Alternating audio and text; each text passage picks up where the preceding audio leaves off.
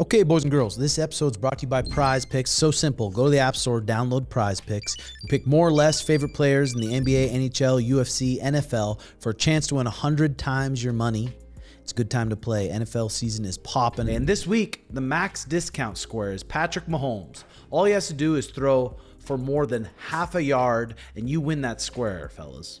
It's a no-brainer. Sunday night football. Patrick Mahomes is the max discount. Take advantage of it before it's too late. It's available in states like Texas, California, and 30 more, plus Canada. If you use code TIMBO when you sign up, Prize Picks will give you $50 in lineups when you play your first $5 lineup. Great time to play, boys and girls. That's code TIMBO, Prize Picks. Back to the show. Okay, boys and girls. We're back again. Another episode. Lots to be thankful for. If you got your health, there's a lot to be thankful for. We got some great guests today. We got the undefeated 5-0 Ezra Elliott, grappling phenom, one of the top MMA prospects in the world, making his move up to 145. The 135, there's just too damn many of them. Too many. So we're moving him to 45 so he can ragdoll all those guys. And then we also got Nicky Ryan, one of the greatest grapplers around, and head coach of the winning team at CJI. So let's grab ourselves a refreshment, get that posture up. Let's get serious, huh?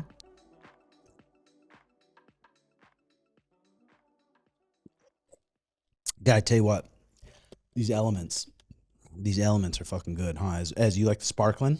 Dude. Yeah. You hit elements ever, Nicky? Dude, yeah, all the time. It's literally the only electrolytes that I buy. And what's your favorite flavor? Was it raspberry? Raspberry. That'll get your tits jazzed up. Nice, won't it? Okay, Nicky Ryan. So we just fresh off the CJI win now. Now I hope those guys scratched old coach a good little check.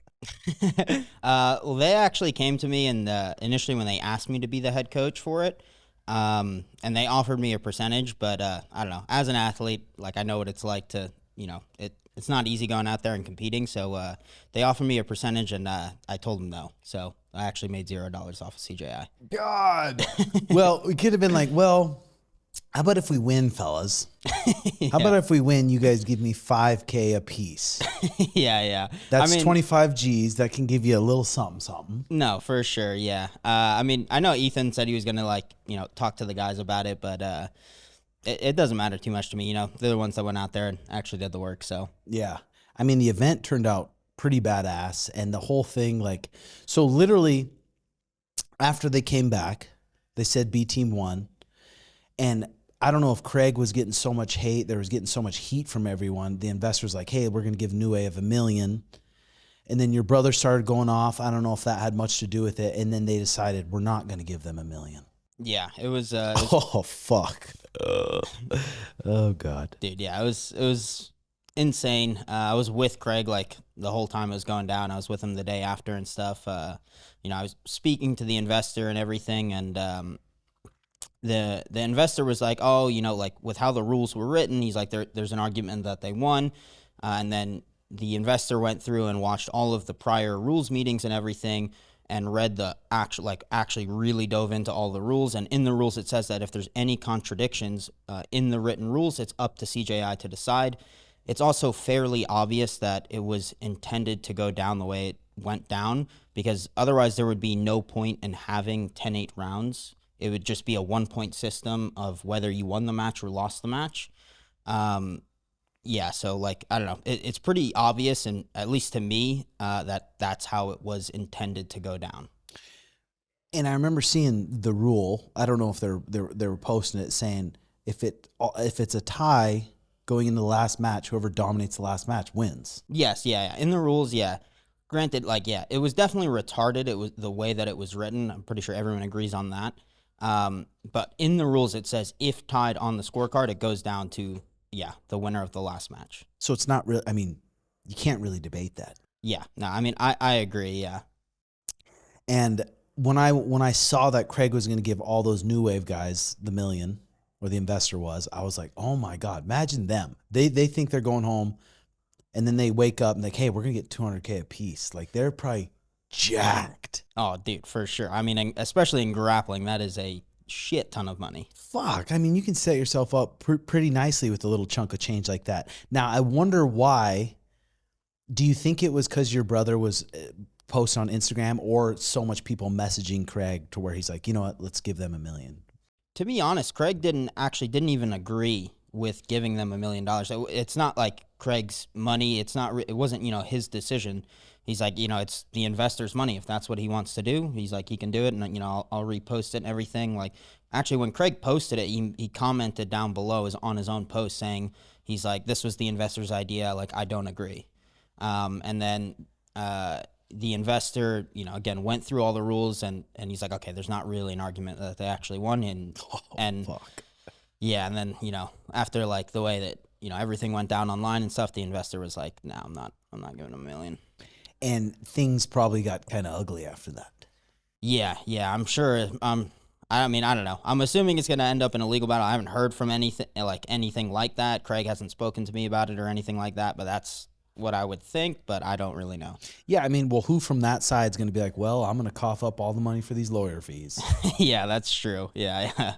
So, you've been kind of traveling a little bit, because you ran the camp for the CJI, and Dimitri, was his name Dimitri, who used to run the program for you guys? Dima, yes. Dima, yeah. I follow him on Instagram. So he took off. So you kind of moved into the head coach position as you were healing your ACL. Yes, yeah. So initially I was supposed to, it was like going to be either me or Joseph Chen in 77.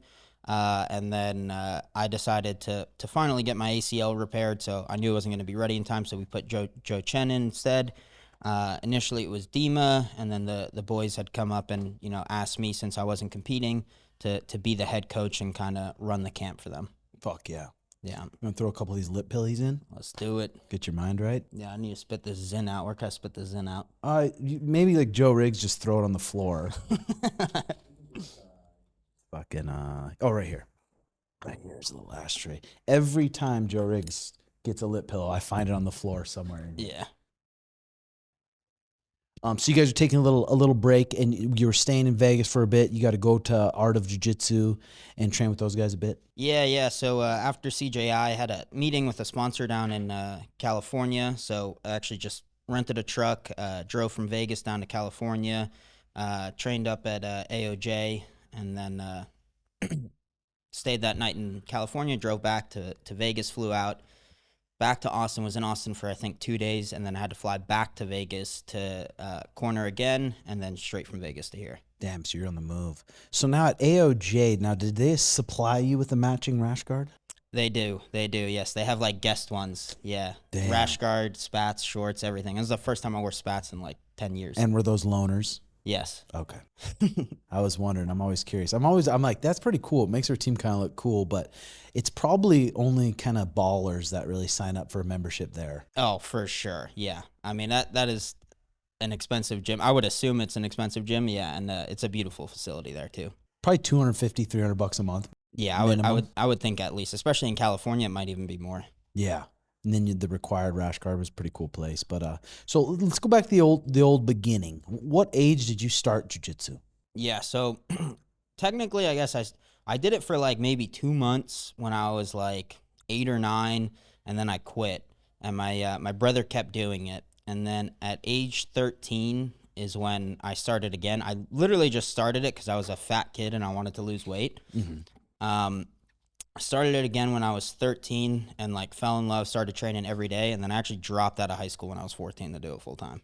And your mom and dad at the time supported that? Yeah, I mean, it was a lot of I wanted to drop out at 13. It was a lot of arguing. I was actually in California during the summer, and I finished freshman year of high school. Was in California for the summer, just training out there and stuff. And I called my mom, and I was like, I'm not coming home unless you pull me out of school. And then eventually they agreed, and yeah. God, how are you getting through life without Algebra 1? I know, it's tough. Yeah. So you dropped out of school. So that was back when you guys were living in New Jersey still, right? Yeah, back living in Jersey. And then what was your training schedule like at that age? Dude, it was nuts. To be honest, it was probably too much. It's probably why I've been getting so many injuries these past few years. Man, the entire day would like be on the mats or in the car. So we used to commute from Jersey up to New York, which is like hour and a half, 2-hour drive every day. So we'd wake up super early. It's like 6 a.m. We'd leave. You and who? Like me, Gordon, and Gary, pretty much. Wake up at 6 a.m. We would drive. We'd do the 8 a.m. session at Henzo's. We'd eat, chill in between, do the noon session at Henzo's. Me and Gordon would drive back. He used to teach at Dante Rivera School, so we'd drive back, and the way back you hit a shit ton of traffic, so you pretty much just go straight to Dante School from Henzo's in New York. We trained 5:30 there, and then we would go from there straight to Gary's gym at night, which was Brunswick. We would train at the 8:30 there, and then we'd go from there to Rutgers and train at the Rutgers Club after. So it was like the entire day was in the car or on the mat. Damn, so 14 years old and you're hanging out with guys like Gordon and Gary. Yeah. That's your school. Yeah, no, literally. Yeah. That's pretty badass. So then how long did you keep up that pace? Man, we trained like that pretty much probably all the way up until COVID hit. And then once COVID hit, so COVID hit when I was like maybe 19, I think. And once COVID hit, it got shut down to just one private training session a day because everything was closed. So, you know, we would just get together and do a private session at Henzo's. It'd be a longer session. It'd be like, you know, 2-3 hour session. And then that was it. And then we went to Puerto Rico and we kind of kept that same schedule of just one session. Mm-hmm. So Puerto Rico, that was probably a big move. Oh, yeah, for sure. I lived in Jersey my whole life and then had to go to Puerto Rico. Great place to visit. Absolutely hated living there. Shithole. Yeah. It was just, surprisingly, man, I was paying more in rent in Puerto Rico than I was when I moved to Austin. And it was way shittier. The thing that drove me nuts was it was just impossible to get anything done there. It's like everyone's on island time. Everything moves so slow, especially coming from Jersey and New York. Like, you'd walk into a Starbucks, be the only person there, ask for a black coffee, and it takes them 20 minutes to get your coffee. It would drive me nuts. So did you guys just all split a house there and just rent a room? So initially, I lived with my brother. So it was like me, Ethan, and my brother living in his house. We were renting a house there. He didn't buy it yet. And then me and Ethan decided to get our own place. So me and Ethan rented a place for a little bit. And then after that, we actually ended up moving in. You know Mo Jassim? We actually lived with Mo for a few months. And then after that, we ended up moving to Austin. So is that how it kind of came about? Is Mo going to Puerto Rico in general? Yeah, so Mo moved to Puerto Rico. I mean, where Mo lived, we called it the Bubble. It was absolutely beautiful. It's bougie. Yeah. Granted, none of us had enough money to be able to afford a house in there yet. You guys so we would had just to peek live over the wall. Yeah, exactly.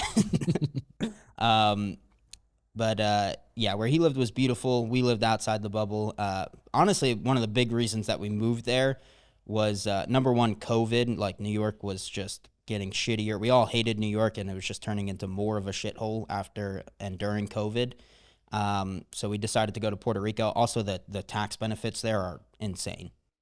I was wondering that too. Because I just yesterday I'm having a great day. Just like, God, I got so much to be grateful for. And then Mariah hits me with how much taxes I owe. Dude, Like, I know, it's depressing. Oh my God. I'm like, there's just really no way around it. Dude, yeah, I know. Puerto Rico, that's the way around it. It's since you pay like, I forget. It's like 3% or something there. It's like barely anything. Really? It's insane. You just have to spend more than 6 months of the year in Puerto Rico. And then you're good. Yeah. Holy fuck. Like, and I'm bitching about mine, and then Shugs is just a whole nother level. Like, holy fuck, it drives you crazy. Dude, it's insane. It's depressing. So Puerto Rico, how long did that last? We were in Puerto Rico for, I think, a little bit less than a year. The initial plan was to, like, try and open a school in Puerto Rico. And then again, it was just impossible to actually get anything done there. Like licensing or renting a building. Yeah, like finding a spot. Like it was just a complete disaster. And then, like the team ended up splitting, and then we ended up both moving to Austin. Okay, this video is brought to you by Spade. It's 0 sugar, 0 calories, all natural, 6 flavors. cola, yuzu lime, guava, blueberry acai, kiwi strawberry, Dr. Spade. There's only 6 ingredients, including water, sweetened with the most premium form of stevia on the market. No bitter aftertaste, caffeine-free, dye-free, added electrolytes for a hydration benefit, just as healthy as a sparkling water and just as flavorful as a traditional sody. And for our listeners, there's an Amazon link in the description. TIMBO Spade 10 for a clean 10% off. Back to the show. And I'm sure that was fucking hard. I'm sure that was hard. I'm like, you're 14 years old, traveling with your brother, traveling with Gary, and then all of a sudden, I mean, make good friends with Craig, make good friends with these guys, and then all of a sudden they're battling, and now you got to fucking pick. Yeah, no, for sure. Definitely wasn't an easy choice. And who came to you and were like, well, what are you going to pick, Nicky? To be honest, I can't get into the... Not the details. Yeah, the details of the split. Yeah. I mean, it was literally, I think the decision was actually made, I think the day that I fought, or like maybe either the day before or the day of when I fought Dante Leon on WNO, and then it was announced like right after. Yeah, I think like me and Craig had a meeting with John. And yeah, I mean, and it's probably quite a bit different. You're used to going into practice where John Danaher, he's got a good little schedule. He's got a good little curriculum he's going to go over, compared to you guys moving over with Craig, where it's like, all right. Yeah. I mean, yeah, no, it was definitely very different. You know, we kind of had someone as that head coach role, you know, our entire time. You know, John helped us out tremendously for sure, to like pretty much almost like self-coaching ourselves. Because when we first moved out there, you know, I was still kind of recovering from surgery. I had my meniscus had to get repaired, and you know, none of us had really ever been a head coach before. To be honest, like now is like the CJI camp was the first time I even really stepped in as like head coach, running every session, you know, doing a full curriculum, planning everything out. And did you enjoy that? Yeah, I really enjoyed it. I actually kind of switched. We had this guy Greg Souders come, and he's big on like CLA and ecological and stuff like that. So I took some things from him, like the way that I ran the camp, actually. So we broke down, me and Damien broke down, you know, all the skills that we thought that were important for the CJI rule set. And then we pretty much just made games up based off of that, or positional rounds based on the skills that we wanted each athlete to develop. And then, so we would come in, I wouldn't actually teach anything in the beginning. It would just be essentially those games and positional rounds. I couldn't train, so me and Damien would sit out and we'd watch all of like the CJI athletes and everybody else in the room training. We'd be giving live feedback, things that we want to see, things that they're messing up. And then at the end, we would do a Q&A where, you know, anybody in the room can ask about any of the problems they had during those positional rounds. Yeah, I've been watching a lot of videos on that Greg Souders and watching some of the practices he runs and stuff, and it's cool. It's like you've got to watch how Dima runs practice, how Greg Souders runs practice, how John Danaher runs practice, how Gary, how your brother, all these guys run practice, and then kind of make it your own. Yes, yeah. So yeah, honestly, big shout out to Greg. He definitely changed the way that I would have ran that camp, and clearly it worked. Yeah, he's got to be just a super smart guy to be able to make all that make sense. I know, yeah. He's definitely not a guy I'd want to get into a debate with. yeah, for sure. Initially, I'm not even gonna lie. Initially, I thought it was retarded. I was like, this is so stupid. Same. And yeah, I was like, this is absolutely retarded. And then when I met him and we had him come out to B Team and run a few sessions, and I was like, all right, maybe it makes sense. Yeah. It's like, so you don't teach a knee cut, you don't teach a Toriando, you don't teach a double underpass. You just say get around the knees, get around the ankles. Yeah.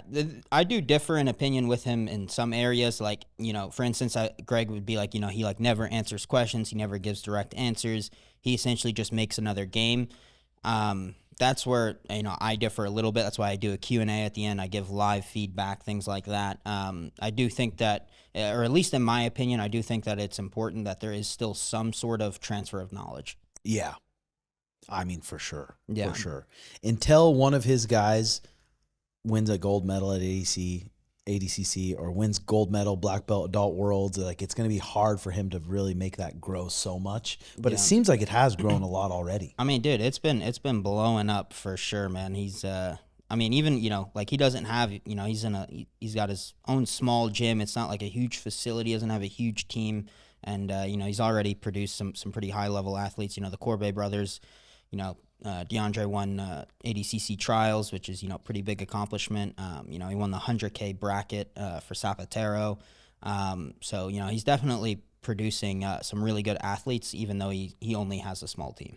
Yeah, and it makes sense. I mean, because Taquino has a curriculum, but a new guy comes through the door every single day. So if he comes into the beginner's class, then you don't have the time to teach every guy a good mount escape or the double underpass. So having those games for new students and new classes, I'm like, it's fucking such a good idea. No, for sure. Yeah, and the way that like me and Damien did it for the CJI camp is rather than like, this week we're working on this week we're working on that.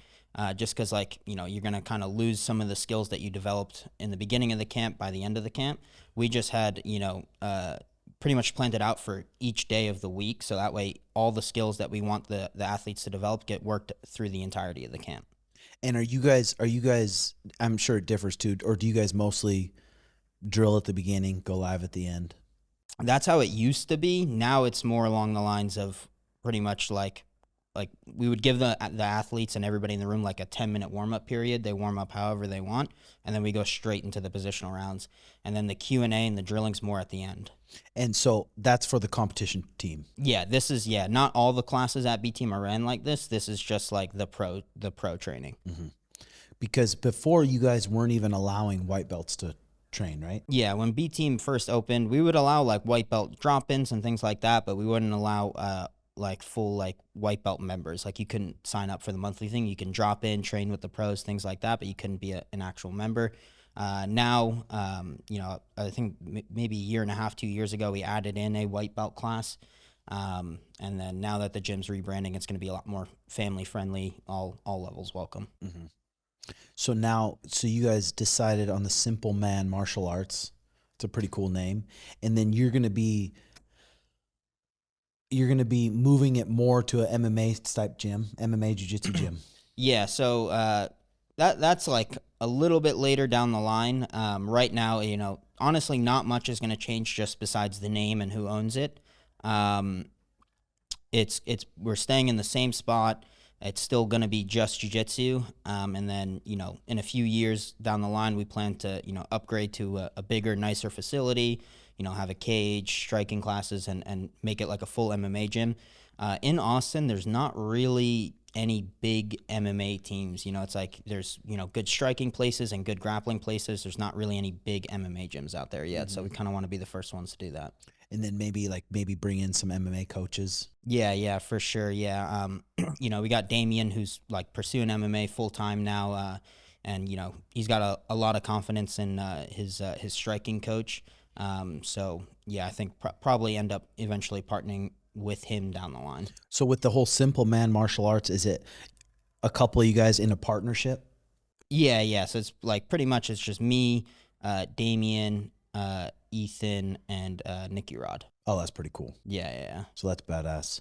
So now you ended up buying your own house? Yes, yeah. I've finally bought my own house. Was that a pain in the ass? Oh, for sure. Yeah. It was definitely a lot of paperwork, big pain in the ass, but the best decision I ever made. I moved into my house like I think 5 days before I had to leave for CJI. I've honestly barely gotten to spend any time in the house. Dude, people don't realize how big of a pain in the ass it is, especially if you're an athlete. I mean, like us, and you make money the way we do. So in Texas, do you have to go back 3 years, or do you have to go back Arizona? I'm pretty sure you have to go back 5 years if you own your own business to see what kind of money you made. Oh, really? Yeah. In Texas, I only had to go back 2 years. I had to give like 2 years of tax return, so it wasn't too bad there. Yeah. Mm-hmm.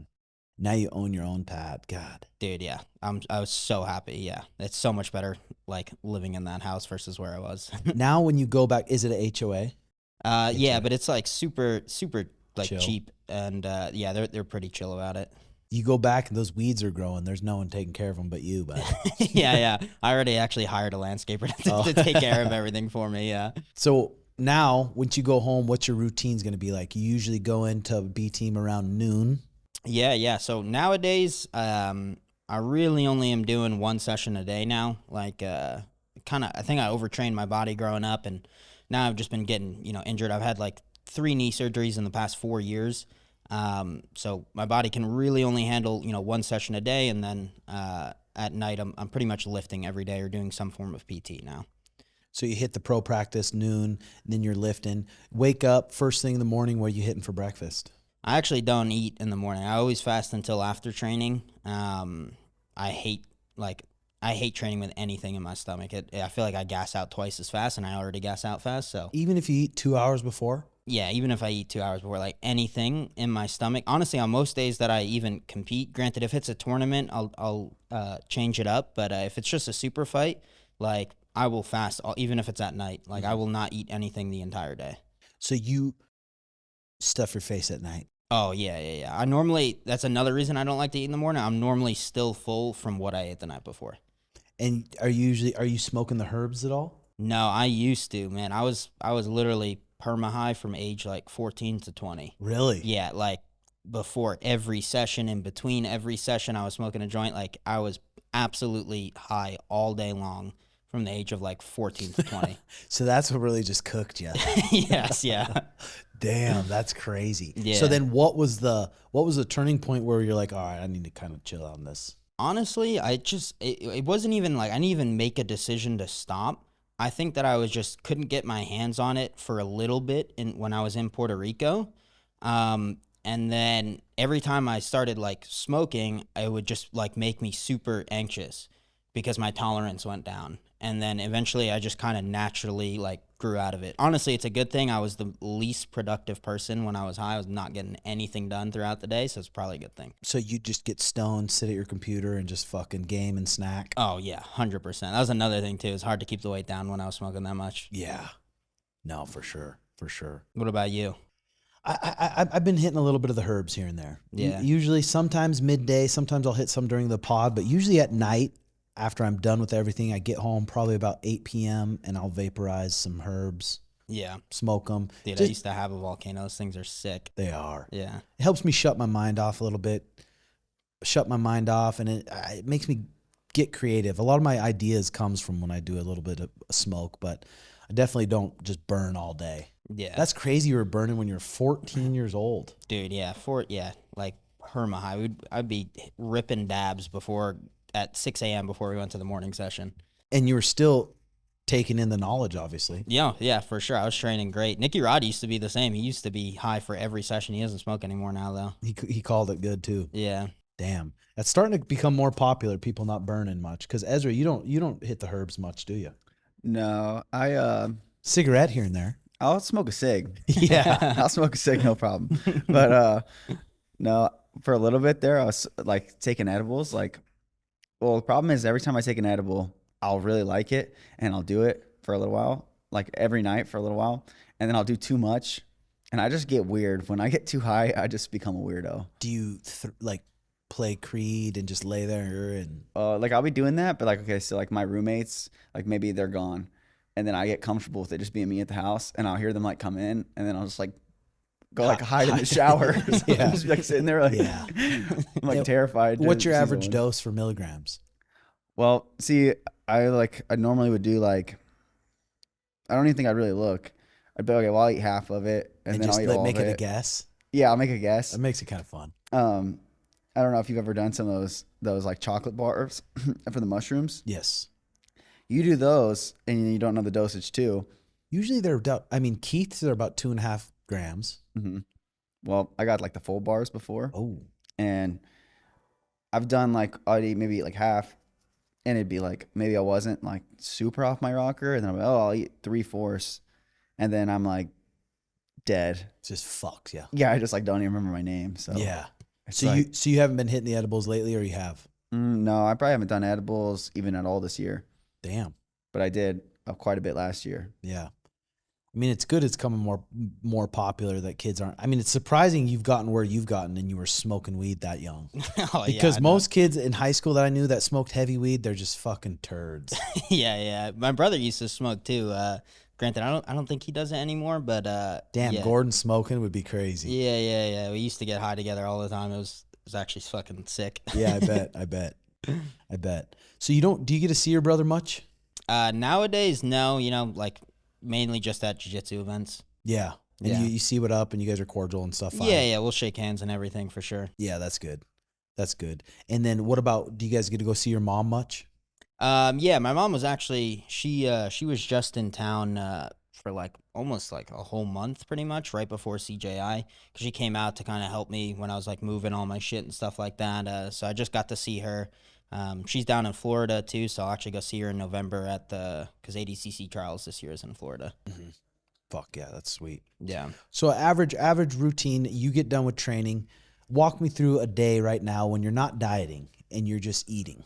Oh, dude, yeah. Granted, now I'm sponsored by a meal prep company, but probably that's nice. It's so much nicer, yeah. But for the past probably 4 years, I've lived solely off of Uber Eats. Damn. Yeah, it was definitely my biggest expense for sure, but literally every single meal was just Uber Eats, unless I was cutting weight. Then I'm like forced to cook for myself, which is just shitty, unseasoned ground beef and rice. Or some cereal. Yeah, yeah. But yeah, I can't cook for shit, and I would just literally live off of Uber Eats. And then Uber Eats would take about how long to get your house? 10, 15, 20? Dude, in Austin, it actually takes a while. Like probably 30, 40 minutes. What kind of order are you putting in? Man, I'm the type of person, it's hard for me to eat the same thing every day, so it's literally just whatever I'm in the mood for. We try and keep it relatively healthy, always some form of protein, things like that, but like extra pepperonis on the pizza. Yeah, exactly. And then when you're snacking at night, you ever hit the grocery store and then pack the cupboards with some snacks? Or dude, no, that's another thing. I haven't been in a grocery store in probably 3-4 years. Damn, so hermit. Yeah. If I do need groceries, because I'll get like water loose and shit like that, I just get that delivered to the house too. Use Instacart. Instacart, game changer. I hate going to grocery stores. God, see, when I was cutting weight and competing a lot, that was usually my exciting time in my life, where I can just go look at the ingredients and foods and maybe see a hot chick here and there. But anymore, I fucking do Instacart too. Dude, yeah. I mean, I'll just be buying so much shit that I don't actually need. That's just going to get me fat if I go into the grocery store. So I'm like, it's better I just order it. God, that is so true. Especially going there a fucking little high and a little hungry. Oh, dude. And you got a little extra cash on you. Dude, yeah. When I used to fucking be perma high and go to the grocery store, I'd be in there for fucking 3 hours and come back with way more than I needed. Ez, you still hitting the grocery store much? Oh yeah, I like hitting the grocery store. Hit the little Sprouts. So now Ez is recently, single.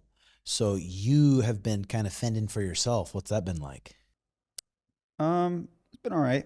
When it comes to cooking, I always was cooking. Oh, were you? So I've always been the one that cooks. So, I actually like to cook, to be honest, and it's pretty easy. I normally just do a steak and rice, steak and acai bowl.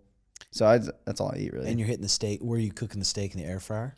No, my buddy's got a what are they called? Like a Firestone, like one of those nice grills. Okay, a Blackstone. Blackstone. There we go. Those are nice. Yeah. And do you clean it up, or do you just have him? No, I clean it up. I clean it up. You do gotta clean it up. That thing gets like sticky. Yeah, it'll just get fucked real quick. Yeah. So what kind of?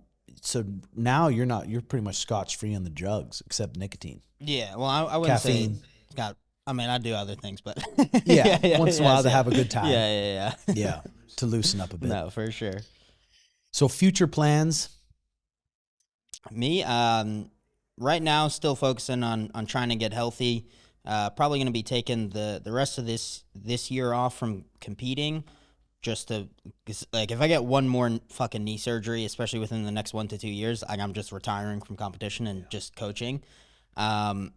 But I do want to try and get back to competing and win some things. So going to take the rest of this year off to get healthy, and then probably early next year start jumping back into to competitions. Hell yeah.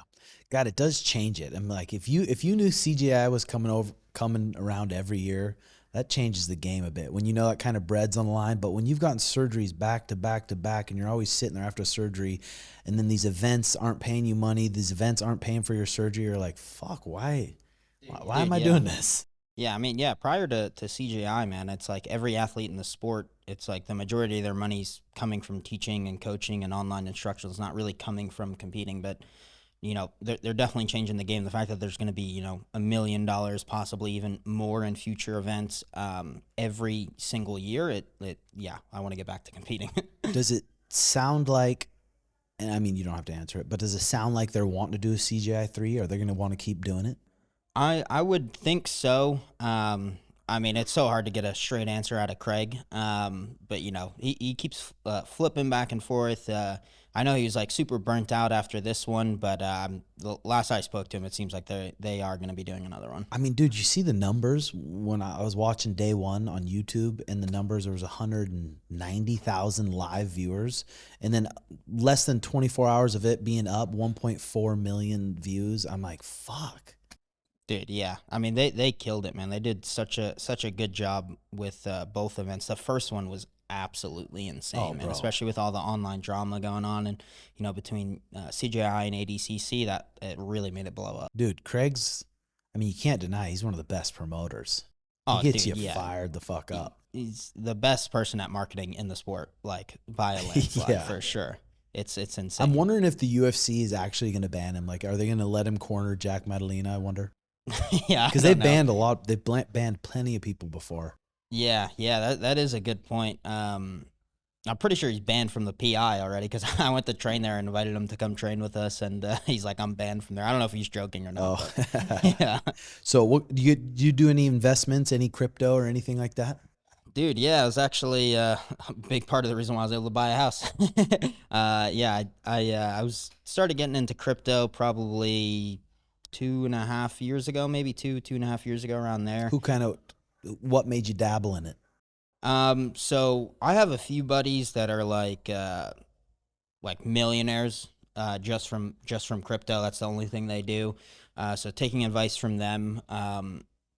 So yeah, like 2 years ago, Bitcoin, I think my average buy price for Bitcoin was like around 20,000. I got Bitcoin and Ethereum, and kind of later on started dabbling in some other things like Solana and stuff like that. But I was just put in, I was actually the first year I made real money was the same year that I released my Wrestle Up DVD, and that kind of blew up. That was like first year that I actually made like, you know, decent money. Mm-hmm. And every month I just would start putting in money into Bitcoin and Ethereum.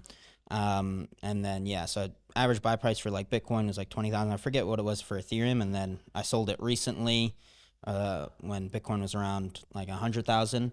And then, yeah, bought a house, bought a gym. So you sold most of your Bitcoins? Yeah. And right now I'm like, yeah, completely out. I bought some leverage Bitcoin as well. A few months ago. It was, actually on E-Trade. They have a stock for it. They have a stock, I think it's called like BitX, that I threw some money into that as well. And then, yeah, I think at the beginning of this year, I sold everything, pulled everything out, and then used it to buy a house and a gym. I mean, that's the way to do it. That's the way to do it. Was it kind of sad selling it? Just like... Yeah, for sure. And then it kept going. I mean, granted, you never know when it's just going to crash. Like, I sold at a good time. I should have rebought in, because it like hit 100 grand. I sold it, and then it crashed back down. To 70. Yeah, like 70, and then it shot back up to like 120. Yeah. So I sold at a good time. I should have just rebought in, but I was like, fuck it. I was like, I need to buy a house this year. I was like, I'm going to just play it safe. Yeah, I mean, fuck. If you get out of it, make money, and buy a house, you cannot beat that. With the Bitcoin and stuff, is just a whole nother world online. That's just my X feed and just my YouTube feed. I'm like, fuck, you get obsessed with learning about it. Oh, no, for sure, yeah. I got super lucky, you know, with people advising me on it and kind of teaching me about it. I don't know how people do day trading. I got a few friends that do like, you know, like day trading shit like that, and they're like buying, selling shit every day, fucking huge losses, huge gains. I'm like, fuck all of that. Yeah. That is way too stressful. Dude. Yeah, fuck that. The one thing about Bitcoin is like I feel like that's going to be the safe Bitcoin and Ethereum. It's going to be your safest bet. Yes, yeah, for sure. It's so hard. You talk to all these people, and like they're talking about your 401k, then your IRA, then those things are so hard to do. Like, even when you started buying Bitcoin and stuff, did you have yourself a cold wallet, or did you just use like a... No, I just use Coinbase. Coinbase, yeah. Yeah. I ended up buying like a Tracer, and but I didn't even transfer. I had all my money in Coinbase until I sold it all. Yeah. And then I remember someone actually was trying to hack my Coinbase account. Oh, I believe it. And I was having a fucking panic attack, and I immediately withdrew it all into my bank. Because you were getting texts. Yes, yeah, I was getting texts and emails from Coinbase about people trying to log into my account and shit. So I immediately, because I had already sold everything, I was like, and just had it sitting in there. And And I'm like, I'm going to feel so retarded if I've just had this cash sitting in here and then my fucking account gets hacked. Bro, I think about that every day. I look at my cold wallet. I'm like, if I open this bastard and there's $0 on there one day, oh, fuck. Dude, yeah. Yeah. But even taxes, though. Taxes on that, when you pulled it all out, where you're like, God, now I got to give away fucking 30% of this. Dude, I know. It is depressing. I sold it at the beginning of this year, so I got to pay for next year, and it is depressing. Like, even if I didn't make another $1, it's depressing how much I have to write a check for. Yeah. What is, like, interest rates in Texas like on a house? Interest rates are still pretty high right now. Like 6-7%? Yeah. It's like between 6 and 7. And, you know, there's a lot of things with it, you know, Trump firing the guy that controls interest rates, stuff like that. I could have bought the rate down because I negotiated seller credit in when I bought my house, but I was like, the rates are probably just going to go down. I was like, I'll just put it towards closing costs. Yeah. Do you think you'll ever buy more Bitcoin if you start getting some cheddar? Oh, for sure. Yeah. Once it starts crashing again, I'll definitely do it the same way. I don't really like doing like big, huge buys at a time. I'll just, you know, how much money did I make this month? What am I spending? And then, you know, whatever excess, I'll just put into Bitcoin every month. Dude, if your buddies ever say, hey, now's a good time to pull out a Bitcoin, will you please shoot me a message? Yes, yeah, I got you. Okay, sweet. Yeah. I sold around the same time they did, but I think they ended up buying back in and I didn't. Because supposedly these next few months are supposed to be a big boom, right? And then tank. Yeah. So let's see, huh? Yeah. I had to play it safe. Had to get a house this year. Yeah. Fucking smart. Ez, so what do we got next for you? We've been trying to find matchups for you at 45. A kid pulled out. I mean, you were supposed to fight him at 155. He pulled out. So it's like now we're just looking, right? Yeah. I got the contract for the RUF card. That's November 1st. So main event. Let's go. Yeah. So that would be good. Main event, RUF card, November 1st here in Phoenix. And then who's the same kid? No, they offered me this kid on like a 1-day notice, the last RUF card, and I accepted. And then I think the kid turned it down, but then he like knocked some kid out, and then I think he asked Richie or one of the RUF guys for me after. Okay. So then they hit me back up and was like, yeah, he'll fight you on the next card. So I was like, yeah, let's do it. Dude, fuck yeah. We're going to have a bunch of boys on that card too. That's going to be sweet. So plan is get you 6-0. But the good thing about you is you're obsessed with it. You're not a slacker. You're always in shape. You're always training. So if we get a call next week where it's like, hey, you're on the Contender Series, you're going to be ready to fucking go. Yeah, I feel like it's pretty easy for me to want to be in the gym. I mean, what else are you going to do? Fucking yank it's it all out? I do. Yeah. Like I love being in here too. So it's like super easy for me to be in the gym. And what are you walking around at now? 61. Damn, already. But, yeah, I was only walking around like, honestly, even when I was at 35, I was only like 52, 53 after training, maybe sometimes even lighter. But then just eating a little bit more, then lifting one more day a week.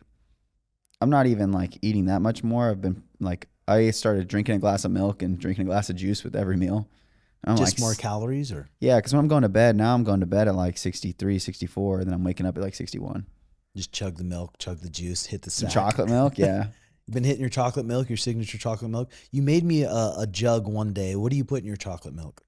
Okay, well, I started putting element pack in it too, but before I wasn't doing that, but it just cocoa powder. There's this one honey. It's called white honey, but it's like thick. It's not like a squeezable one. It's like thick, and it takes forever to stir, but it's pretty good. So you just shake it for a long time? Like way longer than you want to. I just use it as a forearm workout. Or you could blend it, but then the cocoa powder, because I think in real chocolate milk, like you get from the store, they put emulsifiers in there, which is like a thing that makes it not clump. So if you want to have your cocoa powder not clump, you'd have to put like one of those things in there. Okay. So it's good, I think, but like if I make some for my buddies, sometimes they're like, dude, what the fuck's on top of this thing? Yeah. And it's like a bunch of chocolate shit on the top. Chunks. So are you trying to hit more protein per week or more steaks? Yeah, honestly, just a little bit more. I just eat a little bit more meat than I normally would, and then I snack a little more in between meals because like how much we train, dude. Like on like my Whoop and stuff, like my calorie expenditure for the day is like 3,000, 4,000 some days. So it's like I got to eat more carbs than I was eating. But doing that, yeah. God, and the thing is, I mean, there's been people wanting to invest in Ezra and take like a percentage of his career earnings, but give him 6 figures plus right now. And And it's been like, That was hard. That was when hard. the guy's like, hey, I'll put that money in your account tomorrow. And Yeah. you're kind of nickel and diming it. You're like, fuck. Me and Imran, we did an interview with or not an interview, but a meeting with him the other day. And That's fucking awesome. You had Imran to help you though. yeah, we had Imran hop on call, and he just like, I don't know, like when they talk to me, they have me sold. It's a pretty much. foreign language to you. Yeah, I don't even know what they're saying, but Imran asked certain things and stuff, and I'm like, oh, I didn't even think about that. And then me and Imran talked about it after and stuff, and it is hard for me because I'm broke as fuck. Like I'm sure, like you know exactly what it's like coming up and stuff. So like, I've been super broke. I've been barely getting by for years. If you got 1,000 in the bank, you're sitting good. Oh, that'd be nice. Exactly. If I had 1,000 in the bank right now, I'd be pumped. Exactly. So some guy says, hey, I'll put 120K in your account tomorrow, but I get this percentage of your purse for the next 5 years. It's like, fuck. But just like Shug said, like, we believe in you so much. We know you're going to fucking make way more than that here in about 2 years. And then I think you're going to thank us in 2 years. Yeah, that's what kind of like when I'm sent it to Shug, he's like, well, I'll just ask you this question, and it's like for you to answer. He's like, do you think you could win 10 plus fights in the UFC and potentially become a champion? He's like, I think you could. If you agree, I wouldn't take the deal. And I was like, well, fuck, that's the answer right there. That's fucking great advice. Great advice. Because then, God, but it's hard. You could buy yourself a nice little chain tomorrow. It was hard. I wonder if like who has probably done stuff like that. Like I've been in a position right now where the 10% actually wouldn't be that big a deal because I don't have a manager. But if you had a manager, you'd be like completely fucking yourself essentially for your future career earnings, because most guys are paying you got to pay your tax, your manager. A lot of managers take 20% and then the gym fees too. Like that add up. Dude, and it just burns you, right? When you did all this fucking hard work, you did this hard fight camp, you did this hard weight cut, you went through a goddamn war, you sit down Monday, you get your money, and you're like, I'm writing a fat chunk of this to this person who didn't do shit. Yeah. It's fuck. Crouch kind of had a little like speech after practice yesterday because I think he's doing his podcast with Greg Jackson this week. And he was talking about, he watched an interview with Greg Jackson like the other day, and it was kind of he was talking about like fighting the best fighters, the guys that suffer the best. And he's like talking about, he's like, that doesn't mean like even cutting weight or like just being in wars. Like that's like you prepping for a fight for 6 weeks, and then that guy pulls out a day before the fight, or you make weight and he pulls out, and then you do another camp, and then you fuck up your foot, but then you still go through the fight, and then maybe you lose the fight, and then you got to get a surgery, and then like just like that's what the best fighters can just endure, all that shit, just all the bullshit. Dude, 100%. Yeah, my buddy who was in the MLB, he had one of those investors early on. Like he didn't even really make it signed to the MLB yet, but he had potential. He was in the minor leagues or whatever. Someone offered him $700,000, but they get, I think, 10% of his purse for the remaining of his career. So it's like, fuck, I get $700,000, but then he ended up fucking himself up, dropping out of the MLB. So it was good for him. That investor gambled, and he lost his gamble. Yeah.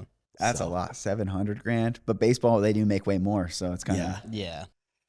Yeah, it's fucking crazy. But so, well, boys, thanks for watching. Make sure you give Nicky Ryan a follow. Make sure you give Ezra Elliott a follow. And hit that like and subscribe button. Comment your thoughts below. And we'll talk to you guys soon. Thanks, boys. See you later. Bye-bye.